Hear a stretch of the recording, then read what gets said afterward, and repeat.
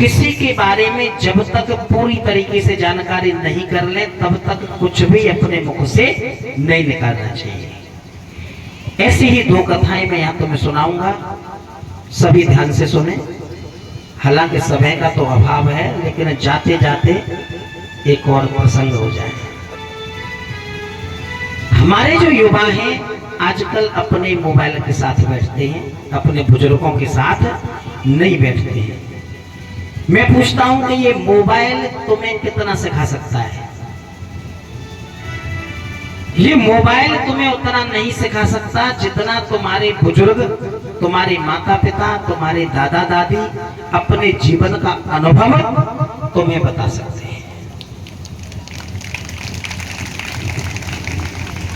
Mobile तुम्हें इतना नहीं सिखाएगा और तुम ज्यादा से ज्यादा अपने दोस्तों के साथ में बैठते हो तो तुम्हारे दोस्त कितना जानते हैं?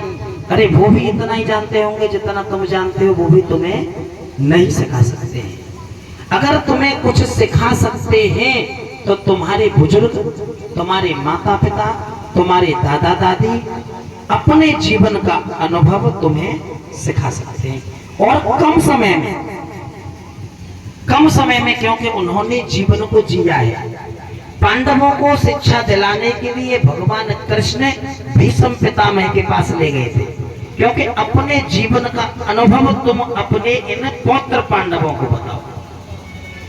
जिस उम्र से हम गुजरे हैं हमने अपने जीवन में बहुत चढ़ाव उतार देखे हैं। हम हैं, हमारे माँ साहब हैं, हमारे यज्ञपति जी हैं, जो दौर इन्होंने अपने जीवन में देख लिया है शायद अभी संतान ने नहीं देखा है, और हमने जो देख लिया वो अनुभव हम इनको सिखा सकते हैं। अच्छा बुरा समाज में क्या है, लेकिन संतान अब बुजुर्गों के पास बैठना कम पसंद करती है। वो ज्यादातर अपने मोबाइल के साथ रहती है और अपने दोस्तों के साथ रहती है। मैं यहाँ दो स्टोरी तुम्हें सुनाऊंगा, दो कथा, समझ में आए? बड़े ध्यान से सुनना। एक पिता पुत्र एक ट्रेन में जा रहे थे। उस ट्रेन में उनके सामने एक दंपति का जोड़ा बैठा था, एक पति पत्नी बैठे थे। उनका जो पुत्र था, जो पिता पुत्र थे, बेटा आउटसाइड देख रहा था, खिड़की के सहारे बैठा बैठा, और खिड़की के सहारे देखते देखते वो बेटा कहने लगा कि पिताजी पिताजी देखो ये वृक्ष कैसे भाग रहे हैं। ट्रेन में जब कोई व्यक्ति बैठा हो और ट्रेन चल रही हो तो कैसा प्रतीत होता है कि ये वृक्ष पीछे को भाग रहे हैं। देखो पिताजी ये वृक्ष कैसे भाग रहे हैं। पिता ने कुछ नहीं कहा, पिता बस मुस्कुरा दिया। जो सामने जोड़ा बैठा था उसको बड़ा अजीब सा लगा, लेकिन वो बोला कुछ नहीं इस बार। थोड़ी देर बाद उस बेटे ने फिर कहा, पिताजी पिताजी देखो ये बादल कैसे भाग रहे हैं, ये बादल कैसे पीछे को भाग रहे हैं। अब इस बार उस सामने बैठे दंपति से रहा नहीं गया। वो कहने लगा कि तुम्हारा बेटा पागल है क्या? अरे ये कहता है कभी वृक्ष भाग रहे हैं, कभी बादल भाग रहे हैं, और तुम इसको कुछ नहीं कह रहे हो, तुम मुस्कुरा रहे हो। ये बिल्कुल पागलपने की बात कर रहा है। तुम्हें इस बच्चे का इलाज किसी अच्छे डॉक्टर से करवाना चाहिए, तुम्हें इसको डॉक्टर को दिखाना चाहिए। पिता कुछ नहीं बोला, मुस्कुरा दिया और धीरे से कहा उसने कि मैं डॉक्टर के पास से आ रहा हूं, मैं डॉक्टर के पास से आ रहा हूं, और तुम इसके बारे में कुछ जानते नहीं हो। तुम न मेरे बारे में जानते हो, न इसके बारे में जानते हो, इसलिए तुमने इस बालक को पागल घोषित कर दिया। वो जो बालक था वो जन्म से अंधा था। आज पहली बार उसका एक अच्छे डॉक्टर के पास इलाज हुआ, ऑपरेशन हुआ और पहली बार उसकी पट्टी खुली आंखों की और पहली बार वो ट्रेन में बैठ करके आया। तो आज उस बालक ने पहली बार अपनी आंखों से दुनिया देखी थी। वो नहीं जानता है कि वृक्ष भाग रहे हैं या ट्रेन भाग रही है या बादल भाग रहे हैं। वो कहता है कि तुमने मेरे बेटे को पागल करार दे दिया, जबकि ये जन्म से अंधा था। बात समझ में आई तो ताली बजाओ।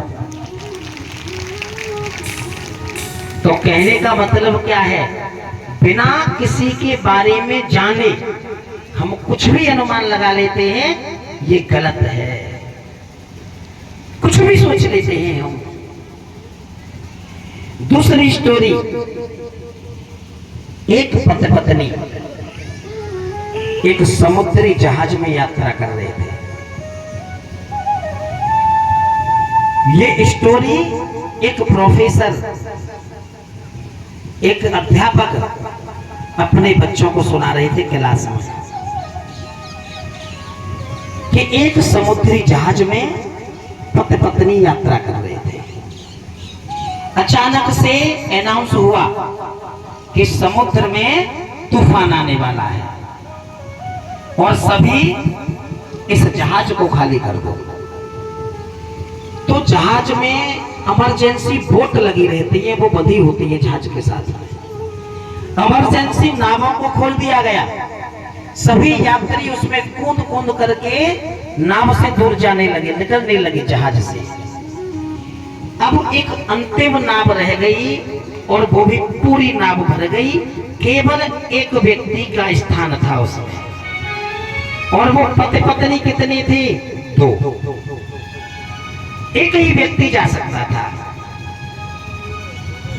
अब अचानक से उस पति ने क्या किया कि एकदम से उस नाव में छलांग लगा दी और पत्नी को छोड़ दिया जहाज में मरने के लिए। अब जब पति ने छलांग लगा दी नाव में बैठने के लिए और वो आ गया, तो ये बताओ उस पत्नी ने क्या कहा होगा उस पति के लिए? उसने कहा होगा कि तुम बड़े धोखेबाज हो। अरे मुझे मरता हुआ छोड़ करके और तुम नाव में मुझे छोड़ दिया और अपनी जान बचा करके तुम नाव में कूद करके चले गए। यही कहा होगा कि तुम बड़े धोखेबाज हो। ज्यादातर तुम बड़े धोखेबाज हो, बड़े बेवफा हो, जो मुझे मरने के लिए छोड़ दिया। ये स्टोरी सुना रहे थे एक अध्यापक अपने बच्चों से। तो बच्चों से पूछा कि बताओ उस स्त्री ने क्या कहा होगा? तो एक बच्चा कहता है कि उसने ये कहा होगा कि तुम बड़े धोखेबाज हो, बड़े स्वार्थी हो, जो मुझे अकेला छोड़ करके तुम चले गए। एक बालक बैठा था चुपचाप। प्रोफेसर ने कहा कि तुम कुछ नहीं बताओगे? बालक बोला बताना तो चाहता हूं। बोले बताओ। उस बालक ने कहा कि उस स्त्री ने कहा होगा कि तुम मुझे मरता हुआ छोड़कर जा रहे हो तो चले जाओ, लेकिन यहां से जाने के बाद मेरे बच्चे का ध्यान रखना।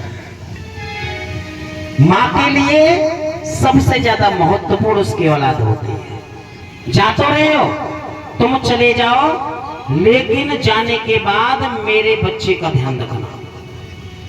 अब हम अंदाज लगा रहे थे, उसने कहा होगा कि तुम बड़े धोखेबाज हो। वो वहां से आया और आकर के उसके पास एक बेटी थी। उस बेटी का बड़े प्यार से लालन पालन किया और उसे डायरी लिखने का शौक था। रोजाना की घटना डायरी में लिखता था। बेटी का विवाह हुआ और विवाह होने के बाद बेटी अपने ससुराल चली गई। समय आया, उस पिता की भी मृत्यु हो गई और बेटी जब मायके में आई तब उसने पिता के घर को तलाशा तो उसे उसकी वो डायरी मिली। जब उसने डायरी को खोला तो उस डायरी में लिखा था, उस पति ने लिखा था डायरी में कि मरना तो मैं भी तुम्हारे साथ चाहता था उसी दिन समुद्र में डूबकर, लेकिन मुझे उस समय अपनी बेटी का ख्याल आ गया। उसके लिए मैं कूद करके यहां आया, क्योंकि जो स्त्री थी उसे जानलेवा बीमारी थी, 1 महीने में वो मरने वाली थी। बात कुछ समझ में आई? 1 महीने में वो वैसे भी मरने वाली थी, तो उसने सोचा कि ये तो मरेगी ही, और इसके साथ अगर मैं भी यहां मर जाऊं तो मेरी बेटी का क्या होगा।